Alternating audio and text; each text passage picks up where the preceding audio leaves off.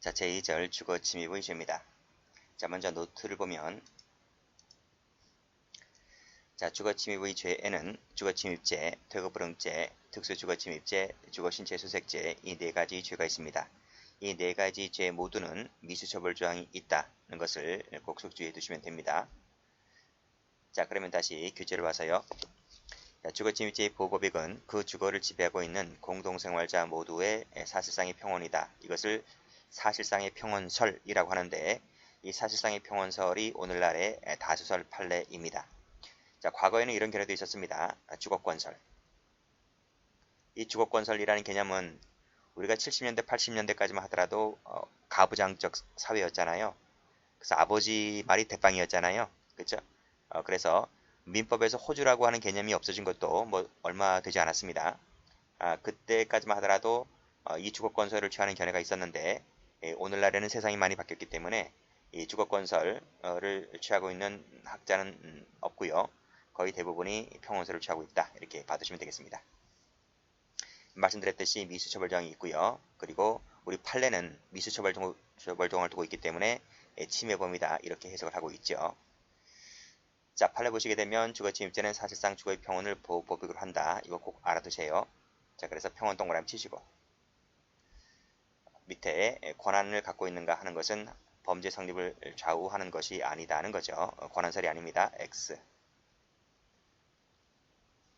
자, 일단 끊고.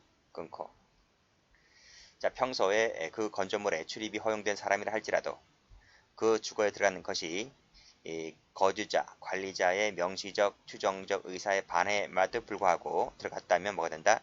죄가 된다는 것이죠. 자, 의사에 반한다 동그라미. 됐습니다. 여기까지 또 한 문제입니다. 그리고 또 출입문을 통한 정상적인 출입이 아니다. 이 무슨 말이죠? 정상적인 출입이 아니라고 하는 그 예가 뭡니까? 월담하는 거. 담장을 뛰어넘는 거죠. 그렇죠? 이런 경우가 바로 그 침입 자체 방법에 의해서 그 의사에 반하는 것으로 보아야 하기 때문에 이 자체가 주거침입죄가 된다는 얘기입니다. 자, 됐고, 자, 밑에 판례 볼게요. 자, 피고인 소유의 집을 동거 중인 자가 공소외인에게 멋대로 이 집을 팔았습니다. 매각했다. 매각했으면 소유권 넘어갔겠죠? 소유권이 넘어갔습니다. 근데 피고인이 위 공소외인이 점유하고 있는, 자, 점유 동그라미.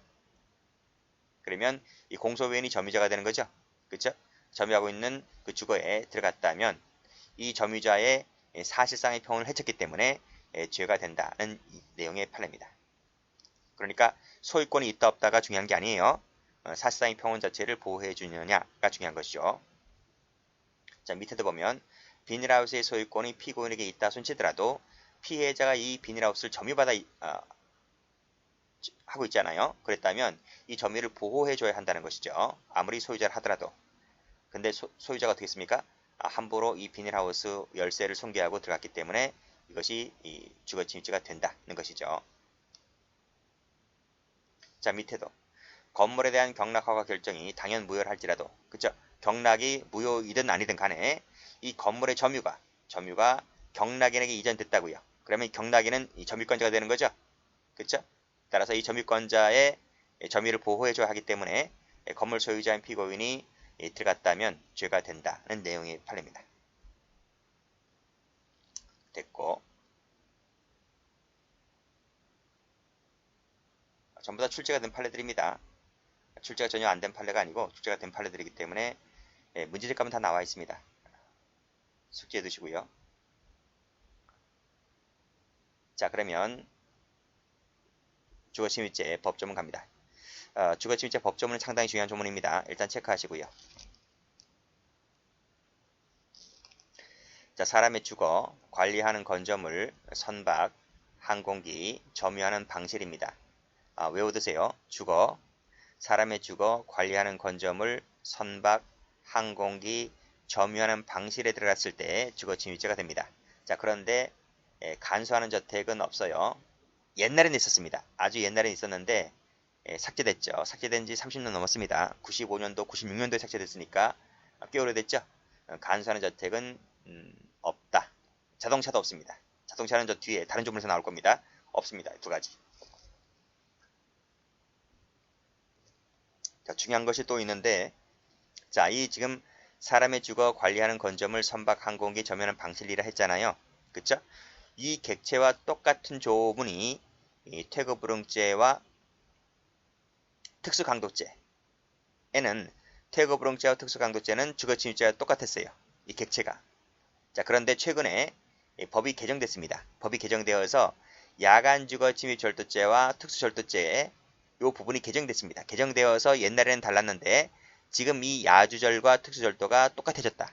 그래서 주거, 건조물, 선박, 항공기, 점유하는 방실을 객체라는 죄는 이 네 가지 모두 다다.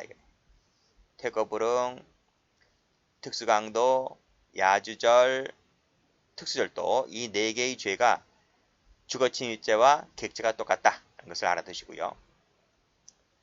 자, 방화죄는 없습니다. 방화죄에도 객체가 뭐 이거보다 많지만 이거와 똑같지는 않습니다. 방화죄는 좀 다르다. 그것도 참고로 좀 봐두시고. 그리고 법조문에 미술범 처벌조항이 있다고 했는데요. 노트 다시 한번 보세요. 노트. 이 노트가 쓰여진 지 좀 오래된 책이라서 약간 수정할 부분이 있습니다. 이 부분입니다. 자동차 간수하는 저택은 객체에 포함되지 않지만 이 주거, 건조물, 선박, 항공기 점유하는 방실이 퇴거불응죄, 특수강도죄 똑같다고요. 근데 야주절이 다르다 그랬잖아요. 야주절도 똑같아졌습니다. 이걸 지우시고요. 이걸 지우시고 동이라고 쓰시면 됩니다. 됐나요? 다시 와서 자, 그럼 객체 하나씩 보도록 합니다. 먼저 사람의 주거. 사람의 기와 침식에 사용되는 장소를 말한다. 자, 기와 침식이 뭡니까? 한자를 보세요. 한자. 이게 일어날 기자입니다. 누울 와자고요. 이게 이게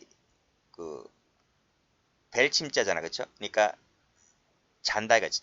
취침한다 할 때 침입니다. 그리고 먹을 식이잖아요. 그러니까 일어나서 눕고 자고 먹는 그 장소가 바로 뭐다? 주거다. 이렇게 보시면 되겠습니다. 설비 구조 묻지 않고요. 토굴이든 천막집이든 사람이 이렇게 기와 침식할 수 있는 공간이라면 전부 다 주거가 될 수 있습니다. 그래서 이런 데 함부로 들어가면 안 됩니다. 자, 부동산이 일반적일 것이고 동산도 될 수가 있는데 동산 보통 주거용 차량이 있죠. 레저용 차량들. 이런 데 함부로 들어가면 안 됩니다.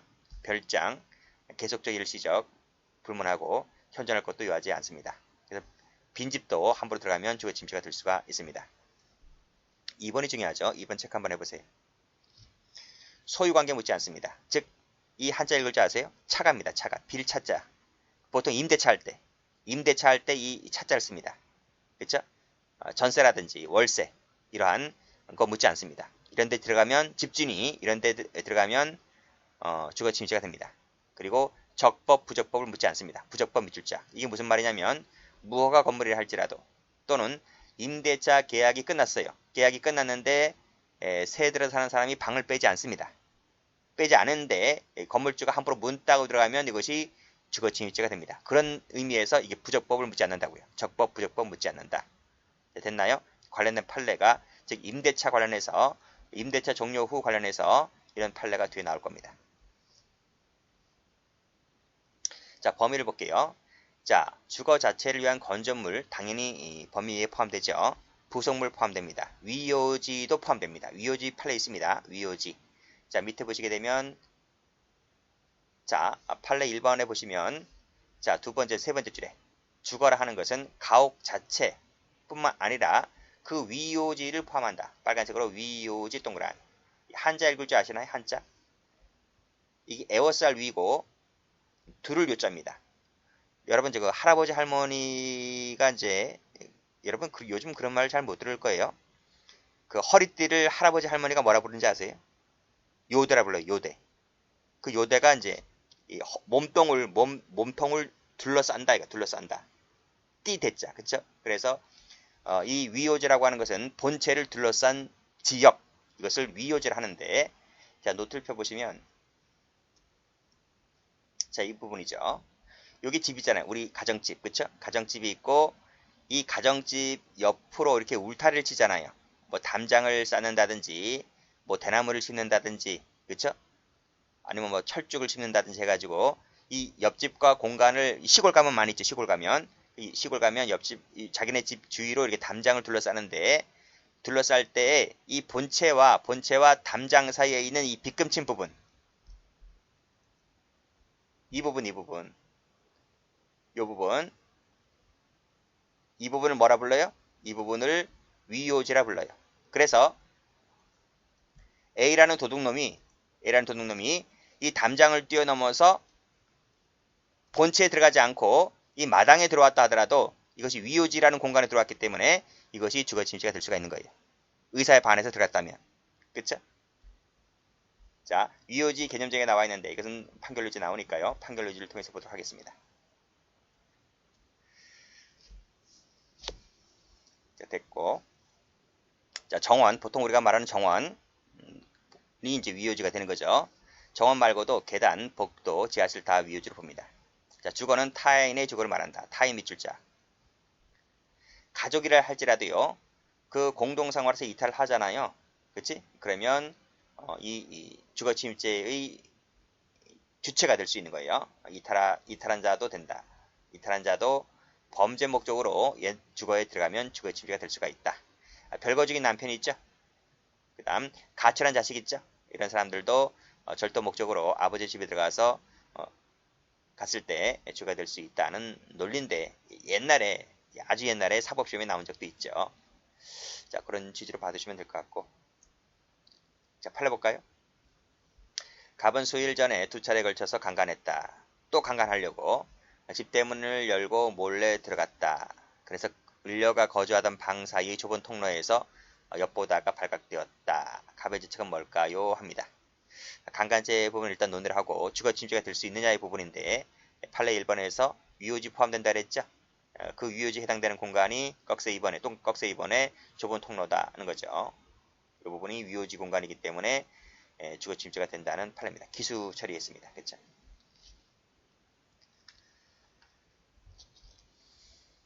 자, 다음 페이지 보자. 역시 마찬가지로 판례 1번에서 위요지 설명하고 있습니다. 그렇죠? 위요지를 뭐라고 설명하고 있습니까? 건전물에 직접 부속한 토지로서 경계가 장벽 등에 의해서 물리적으로 명확하게 구획되어 있는 장소를 말한다. 물리적으로 명확하게 구획되어 있다는 것이 바로 뭡니까? 담장을 설치한다든지 대나무를 심는다든지 하는 거야. 그 부분이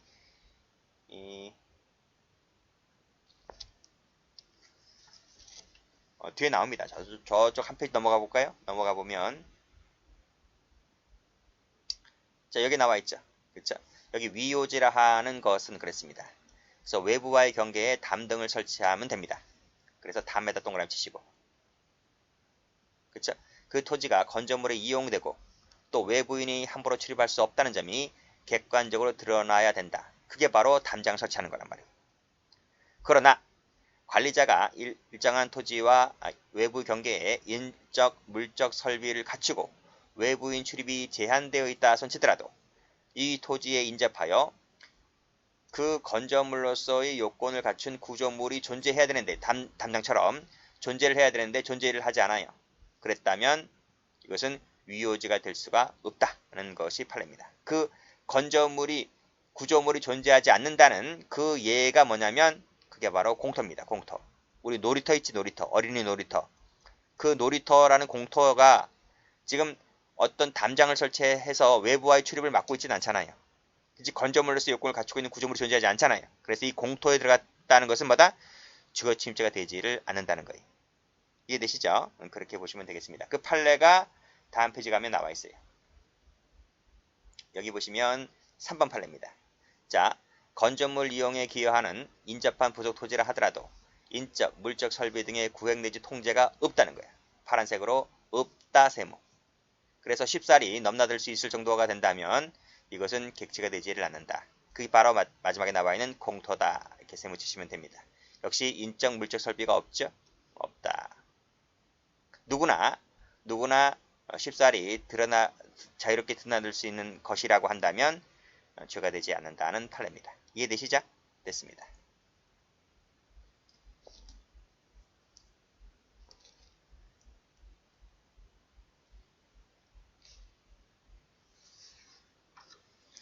자, 그래서 사드 사건 다시 한번 와보세요. 여기 보시면 사실관계 읽어보세요. 꺽쇠 2번 보시면 사드 기지 내부 1km 지점까지 진입하였다. 내부 동그라미. 그랬다면 빨간색입니다. 사드 기지 내부 동그라미. 위요지가 되기 때문에 본제가 될 수 있다는 내용의 판례죠. 자, 다음 판례. 자, 위요지 여기 꺽쇠 1번을 보시면 가옥 자체뿐만 아니라 위요지 포함한다 그랬습니다. 그래서 다가구용 단독주택, 다세대주택, 연립주택, 아파트에 있는 엘리베이터, 공용계단과 복도 동그라미. 이 부분도 뭐가 된다? 위요지가 될 수가 있기 때문에 함부로 들어가면 죄가 되겠다는 얘기입니다. 보통 다세대, 연립 전부 다 비밀번호 설정하고 있잖아요. 여기 다세대나 연립에 살고 있는 아파트에 살고 있는 거주민들에게 비밀번호가 부여되어 있지 않습니까? 그쵸? 요즘 건물들 전부 다. 그래서 외부인이 함부로 들어가게 되면 주거침입이 될 수 있어요. 자, 꺽쇠 2번이 사실관계인데 여기 엘리베이터 나와 있죠? 계단 나와 있죠? 다 위요지 있기 때문에 들어가서 뭘 했습니까? 강간했잖아요. 그쵸? 그랬을 때 주거침입을 해서 강간했기 때문에 성폭력처벌법상의 죄가 일죄가 될 수 있습니다. 근데 하급심은 어떻게 판단했습니까? 주거침입죄 부분은 판단하지 않고 강간죄만 인정했다는 거야. 그게 파기된 겁니다. 왜 강간죄만 되냐? 주거침입죄도 되는데, 그쵸? 형법상으로 보면 죄가 두 가지가 되고 경합범위 되어 있겠지만 성폭력처벌법에 가면 주거침입이 구성요건 요소이기 때문에 주거침입을 한 상태에서 강간죄를 하게 되면 성폭력처벌법상이 일죄가 되고 형이 높아집니다. 그래서 어쨌든 이 판례가 말하고 있는 것은 주거침입죄가 되고 강간죄도 된다. 이렇게 보시면 되겠어요. 그게 바로 일죄가 바로 뭐다? 이죄다. 이겁니다. 중요한 것은 엘리베이터, 계단이 바로 위요죄가 될 수 있다는 내용의 판례 꼭 좀 숙지를 해 두시면 되겠습니다. 자, 그 다음 판례도 마찬가지입니다. 그 다음 판례도 여기 공용계단 동그라미 치시면 돼요. 위요지다. 이렇게 보시면 되겠습니다. 자, 그 다음 판례, 최신 판례입니다. 아파트 공동 출입문에 비밀번호 입력한 사건. 요즘 다 건물들 다 이렇게 만들어진단 말이죠. 그렇죠? 여기도 보시게 되면 꺽쇠 2번에 엘리베이터, 공용계단, 복도, 위요지가 된다. 그쵸? 주거에 해당한다고 봤습니다. 그래서 이 비밀번호, 여기 나와 있잖아. 그 관리자, 거주자에게만 부여된 비밀번호를 입력해야지만 들어갈 수 있는 공간인데도 불구하고 이 친구가 정당한 사유 없이 함부로 비밀번호를 조작하면서 눌러버립니다. 입력해서 눌러버리고 들어가죠? 들어갔다라고 했을 때 본죄가 될 수 있다는 내용의 판례입니다. 그렇게 정리해 두시면 되겠고요. 또 하나 정리를 해 두셔야 될 거예요. 뭐냐면 이 부분입니다. 꺽쇠 1번. 꺽쇠 1번이 뭐냐면요. 자, 중간 부분 한번 볼게요. 단순히 주거에 들어가는 행위 자체가 거주자의 의사에 반한다는 이 주관적 사정만으로 의사에 반한다라고 하는 이 주관적 사정만으로 바로 침입이 된다라고 하면 틀립니다. 이 부분을 처음으로 명시하고 있습니다. 이 판례가. 그러니까 아직은 출제가 되지 않았단 말이죠. 처음으로 명시하고 있기 때문에 이 판례도 출제 가능성이 있는 부분이라서 이 부분도 숙지를 해 두셔야만 됩니다. 자, 주관적 사정만으로 침입이 해당한다고 볼 수가 없고 따라서 본죄를 인정하기 위해서는 거주자의 의사에 반한다는 것만으로는 부족하고 종합적으로 고려봤을 때 자, 객관적 외형적이다. 객관적 동그라미. 객관적으로 봤을 때 사실상의 평온 상태를 해치는 경우라야만 된다 하는 거죠. 그래서 주관적 판단이 아니라 객관적 판단이다 라고 하는 것까지 같이 봐두시면 되겠습니다. 자, 그래서 색깔 한번 칠해볼게요. 여기 색깔 칠하시고 그 다음 건 쉽잖아. 뭐 당연히 아는 거고요. 또 꺽쇠 2번은 당연히 아는 것이고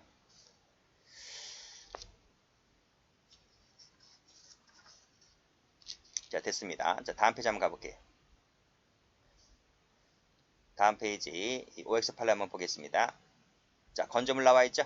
건조물이라고 하는 것은 벽, 기둥, 지붕, 천정으로 구성된 구조물이다. 기거하거나 출입할 수 있는 장소를 말한다. 반드시 영구적이다 하면 틀립니다. 그 예가 바로 뭐다? 점포입니다. 점포. 우리 길거리 가다 보면 담배 파는, 복권 파는 점포 보이죠? 여기도 잠시 주인장이 뭐 식사 시간에 자리를 비웠다라고 했을 때 들어가서 뭘 훔치거나 그러면 주거침입죄가 따라붙습니다. 자, 동그라미 2번에 골리앗 크레인입니다. 이 골리앗 크레인은 자주 보지 못해요. 저도 뭐 유튜브라든지 뭐 방송을 통해서 보는 거지만 어디에 있죠? 골리앗 크레인이? 부산이라든지 큰 항만, 인천이라든지 이런 항만에 있어. 항만 엄청 커요. 이 골리앗 크레인 뭐 100명까지 들어가는가 봐. 여기는 70명 들어갔는데 이런 부분은 건조물에 침입했다라고 해서 객체를 인정했습니다. 자, 그러나 다음 페이지 가보시면 타워 크레인은 규모가 작아요. 타워 크레인은 도심가에도 많이 볼 수 있죠. 아파트 공사장에 보면 있어요. 그쵸? 아파트 공사장에서 뭐 있지? 그 부분은 그다지 많은 사람이 들어가지 않습니다. 이 부분은 그냥 작업 공간에 불과하기 때문에 건조물에 해당하지 않는다고 봤습니다. 그래서 타워 크레인은 죄가 되지 않지만 골리앗 크레인은 된다. 이렇게 봐두시고요. 자, 이 공사 현장 볼게요. 공사 현장. 공사 현장이 위험질까라고 하는 겁니다. 공사 현장이 위험질까? 공사 현장은 위험지가 아니라는 겁니다. 그런 것도 봐두시고.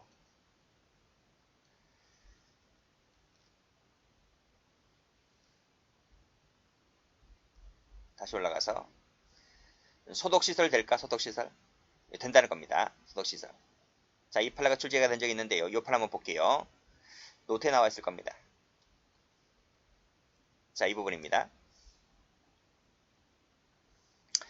A라는 사람의 소유였던 것이 축사가 있었고 소독시설이 있었습니다. 이게 한 사람 소유였습니다.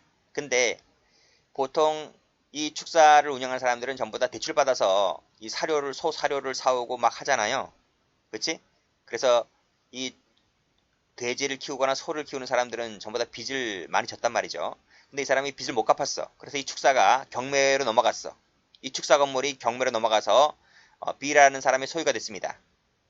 그렇죠? 근데 이 축사 건물에 들어가려면 반드시 이 소독시설을 거쳐서 들어가야 돼. 길이 이 보통 축사라는 것이 마을 한복판에 있는 게 아니잖아요.